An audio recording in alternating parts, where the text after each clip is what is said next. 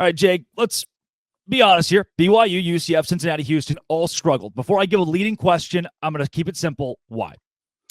Honestly, I think depth, and that's the biggest thing. Is they all talked about the fact that they needed to find quality depth, and from the BYU perspective, you saw BYU, their frontline guys, their top tier guys were just as good as anybody in the Big 12. The problem was they had some of those guys get injured and miss games. They're talking like the Aiden Robbins, the Ben Bywaters out there, Keaton Slovis even to a degree after he missed the final 4 games of the season. BYU did not have the adequate depth to step up into those roles and keep BYU rolling. And that's a big reason why the Cougars finished with a 5-game losing streak and a 5-7 record overall. So I think, speaking for BYU and the other newcomers, they have got to make a concerted effort on the recruiting front to bring in as much talent as possible, whether that's via the high school ranks, junior college, or the transfer portal. You've got to go about building quality depth. Now, this is not going to be a one-year fix for all these programs. I know that BYU's got a multi-year approach to this, and they hope that they can kind of, I guess, jumpstart it in a way with the transfer portal and the like, but it is going to take a little bit of time for them to get to full health and having fully stocked rosters like some of the Hateful Eight, as we've talked about. But the bigger thing, I think, for BYU's perspective is as they continue to do this, if they can keep their guys healthy, they have proven they can compete on a game in and game out basis. The problem is, once again, if you have a couple of injuries that hit some of these critical positions, that is where things really get exposed. I don't want to poop on that. I don't. But at the same time, the pushback would be, hey, you knew coming into this conference you're going to need more depth as you went into the Power 5. Where was the disconnect in the offseason, and does it solely revolve around the transfer portal? Well, I'll just say this. BYU crowed, and I'll say this. The coaches said that we have more depth at every position. The offense in particular, Aaron Roderick made a similar comment to that, saying that we've upgraded at all these positions. And I do think that they maybe were a little foolhardy in saying that because the proof was in the pudding. The offense was not as good as BYU hoped it could be. Now, it did come alive in the final 2 games against the Oklahoma schools, and maybe they could have picked one of those off, but it necessitated changes. They fired their offensive line and tight end coaches. They look like they're going to hire TJ Woods from Georgia Southern to be the offensive line coach, and with TBD on the other assistant they're going to hire. But the bigger thing is, yes, I think they thought that they had gone out and had a 2-year ramp up to try and build some of that depth. There are some positions at BYU, I believe, have depth at those positions. The problem is those are the positions that seem to stay healthy all season long, whereas positions where they didn't have that depth, or maybe kind of got caught up thinking that they had it, but they really didn't. Those are the positions that really betrayed them. I'm thinking of linebacker. I'm thinking of running back. I'm also even thinking at some of the wide receiver positions that they thought, I think, that they had more depth than they actually had. And the problem was they got caught with their pants down. Is it too harsh to say that these 4 teams were not ready for Power 5 football in 2023?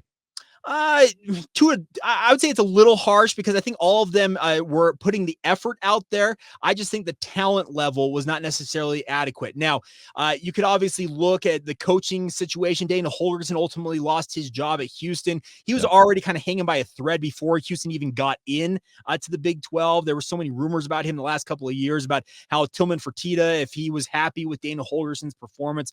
You know what? If you guys were going to make that move, you should have made it before you jumped into the Big 12. You kind of wasted a year here for Houston in particular. UCF, there was a lot of people out there that thought UCF was going to be the best of the newcomers, and ultimately they proved, I think, to be that with Gus Malzahn as their coach. They had a lot of talent, it felt like, and speed.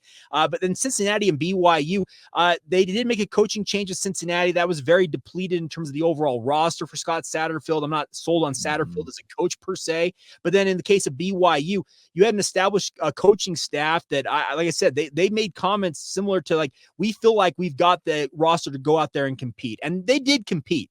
But the problem was, anybody who watched the West Virginia game, the Iowa State game for BYU, some of these middle games where they just seemingly didn't show up, that is an indictment on that coaching staff and the BYU football program, because the problem is it felt like there was a little bit of a holdover from their era in the independent era where they'd play a big opponent, maybe have a week or two off against a lesser opponent where they could kind of coast and then get geared back up for one of those top level opponents when it came back up in 2 or 3 weeks.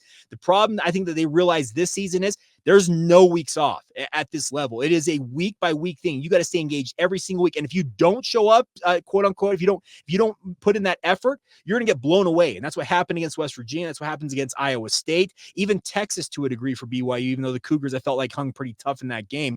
But you've got to be able to show up every single week and put the same effort out there. I think that was a hard lesson that BYU learned. Jake, I know the greatest command is love, but let's put it to the side for a second. I know it's terrible to say, but let's put it to the side for a second. Did you kind of revel in the fact that the other three new teams also struggled? Was that a good thing for BYU fans to see?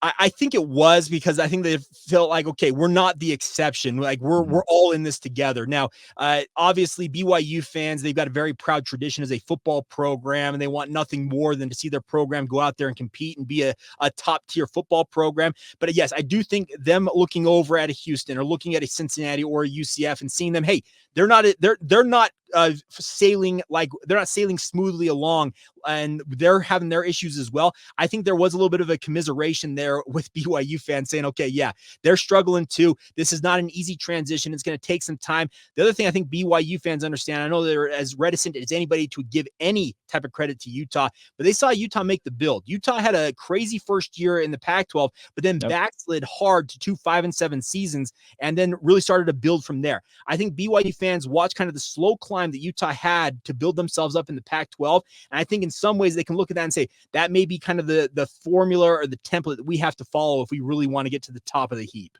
Will it be a slow climb, or will it be something that BYU is able to do next year or even the year after? That's what we'll hit on next. But first, let's hear from our valued sponsors over at FanDuel right here on Locked On Big 12 and Locked On Cougars, part of the Locked On Podcast Network, your team every day.